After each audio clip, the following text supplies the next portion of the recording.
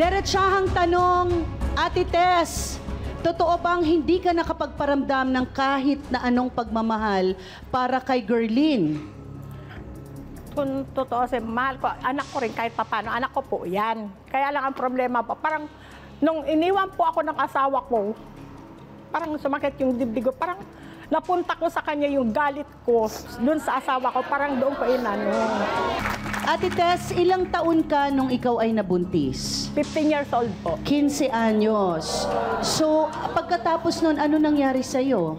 Wala, parang nung nagbuntis ako, iniwan ako ng asawa ko po, bumuwi siya dito sa Maynila. Asawa o kinakasama mo lang siya Parang nun? kinakasama ko rin lang po. Iniwan niya ako, buntis ako, tapos pumunta siyang Maynila, parang hindi na siya nagparamdam. Ang ginawa ko naman, hinintay ko lang mga anak ako. Saan ka nito? Sa Catanduanes? Opo, sa Biga po, Catanduanes. Tapos nung pagkapanganak ko po, iniwan ko po siya sa nanay ko. Nasabi ko, ma, kailangan ko magtrabaho para panggatas, pang-suporta ko sa anak ko.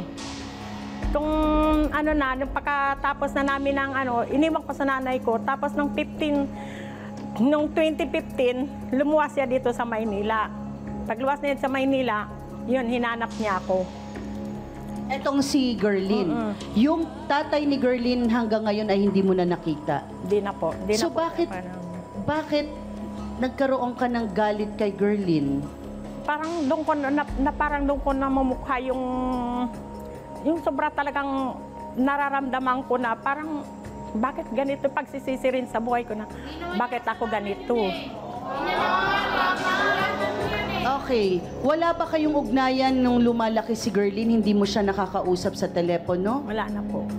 Pero nakapagpadala ka ng mga pangangailangan niya sa magulang mo? Ako po nagpapadala, namasukan pa ako bilang isang waitress.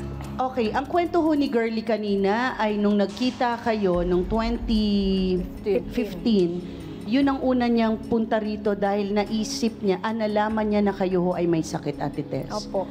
Ano nangyari nung nagkita kayo? Ano lang, andun yung... Ano naramdaman mo nung una mo siyang nakita?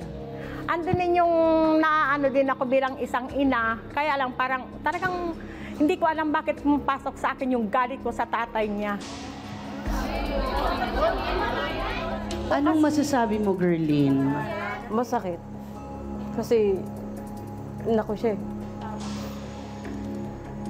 May anak ka pa ba bukod kay Gerline? Nag-iisa lang pong anak ko yan.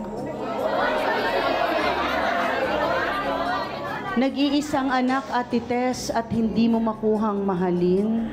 Ang nagkaroon po ako ng sama ng loob sa kanya kasi po, nagkaroon siya ng girlfriend na 5 anak.